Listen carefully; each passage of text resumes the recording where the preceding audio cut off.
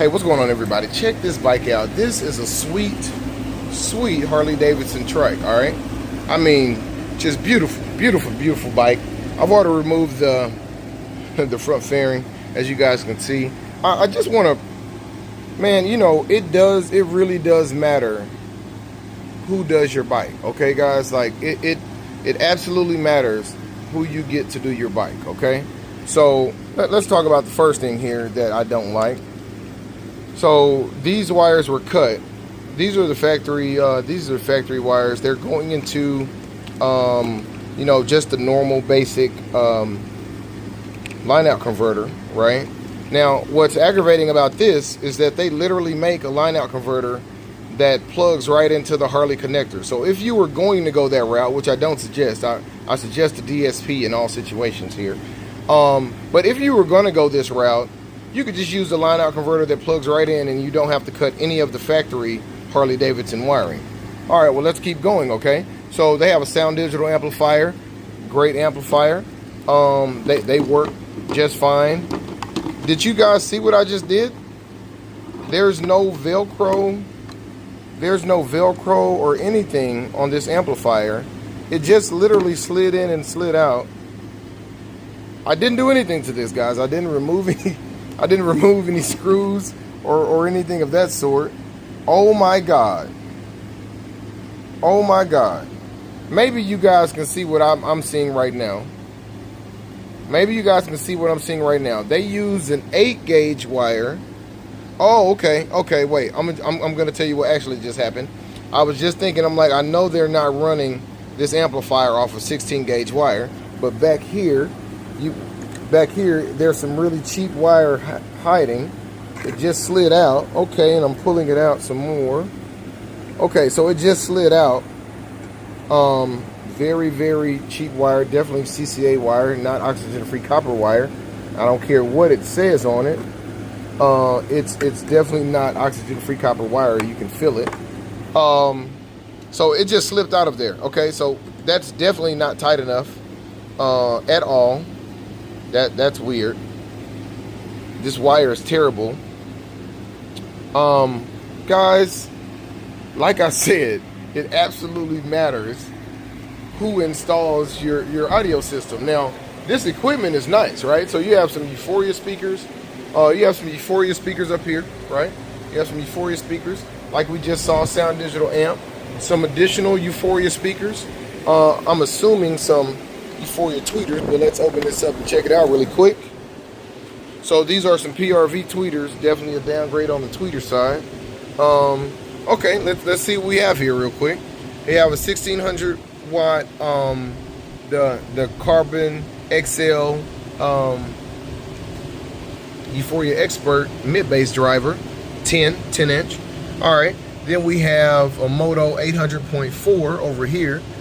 And the way this is wired, they have it wired to the 8s and to the tweeters. All right, let's see where we're going with this. Let's see what we have for this 10 inch. Another 800.4. Now this is very peculiar because, all right, so you have two wires coming out. So they have this mid-bass driver bridged on this 800.4. Maybe you guys can tell me before I tell you in the comments what's wrong with this particular scenario right here. All right, let me get into it really quick. Maybe you guys see it, right? So coming into this area, we have two 4-gauge wires. They're going to two different distribution blocks, right? So the problem is each one of these amplifiers takes a 4-gauge wire, as you guys can see. So they have a 4-gauge wire running into each amplifier, but they only have one 4-gauge wire running into the distribution block. Now, I don't know about you guys, but the math ain't mathing, okay? The math ain't mathing, guys. If you have two 4-gauge wires coming out of a distribution block, there should be a 0-gauge wire coming into the distribution block. Do you understand what I'm saying? Same thing on the ground side. You have a 4-gauge coming in and two 4-gauges coming out. I have no idea how that makes sense to anybody, but people keep doing it. That's absolutely terrible, all right? So another thing here, the customer mentioned to me that they put a port on this bike. They put a port on here, right? So he said, hey, I'm getting water inside of my storage compartment anytime it rains, anytime I'm riding in the rain. Now, you know, guys, Harley guys, you guys are always riding in the rain. We're always riding in the rain, right? Okay. Who puts a port in a way where water is going to get into the port as you ride in the rain? I'm just saying, guys, makes absolutely no sense. So I checked this, and it's just there's just a straight shot. It's just a straight shot from, you know, reaching in. It comes right out. There's no bend or anything right like that right there, which is absolutely insane. So we're going to fix that for the customer. We're going to fix that for the customer. We're going to fix all this for the customer. Like, this is really bad, guys. This is really bad. Super cheap wiring. I don't know why people think they can use good equipment and crappy wire, and it's gonna magically be great. You know, I have no idea why people come to that particular conclusion, but we'll get into that later. Another thing that I just want to point out really quick. Let me go back up here and show you some more ridiculousness really quick. So as I pull this wire out, you do see this fuse holder right here, right? Now the fuse holder being hidden underneath the radio and behind the amplifier that'll just slide out makes absolutely no sense, right? Makes absolutely no sense. So I'm going to explain this for a second. The fuse is supposed to be close to the battery. The reason it's supposed to be close to the battery is if anything ever happens to this wire, there's not a long run of wire that's live in that scenario, right? So the fuse is supposed to be as close as possible to the battery so that if anything happens with that wire, the fuse breaks and the wire is shut off from the rest of the bike, right? There's no power going to the rest of that wire. This is totally backwards from what this is. This entire wire is live all the way from the battery all the time. So if anything touches this wire, your bike is going to burn down. This fuse is going to blow, protecting your amplifier as the rest of your bike burns down. Now, I don't know if that's the desired outcome for any of you guys watching this video, but it's definitely not the desired outcome for my customer with this brand new Harley Davidson Trike, right? So, this is wild, man. This is wild. And of course, as I get into it more, as I get into the wiring that you can't see, it's going to be even worse, right? But it's okay. It's at Elite Audio Installations, and you guys know how we do it. We're going to get it done. Let's go. Hey, what's going on, guys? Okay, so I thought I was done a moment ago, right? I thought I was done a moment ago, but I have never, ever seen this in my lifetime. This is definitely a first. This is definitely a first. I've never seen anyone do this ever before, right? So I'm assuming the customer wanted a DSP, right? They knew they needed a DSP.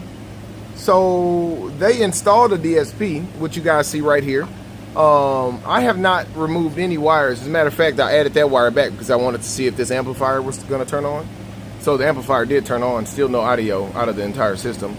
So like I'm saying, I'm going to get back to this. So the power is on that DSP. Now, I don't know if you guys can see what's missing from this or not.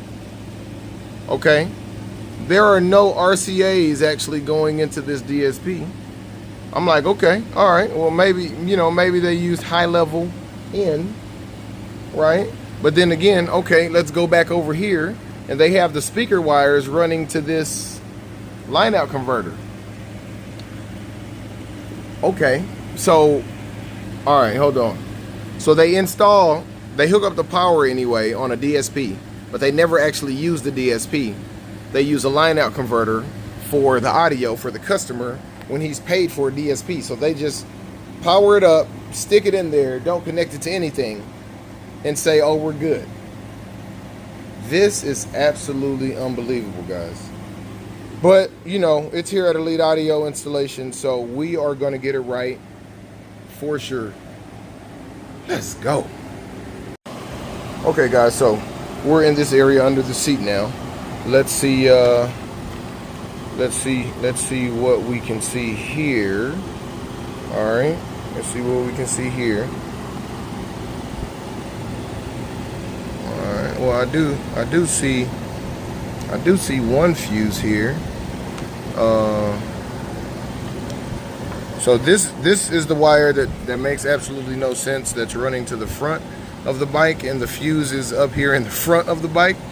That's the one that will burn your entire bike down. All right. We're going to take off these side panels as well to take a look in here. But what other goodies do we have over here? Okay. All right, so we do have a fuse that's close to the battery. That is impressive, looking at the one in the front over here. All right. So this fuse,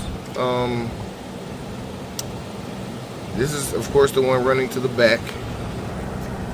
Now, this is kind of crazy though.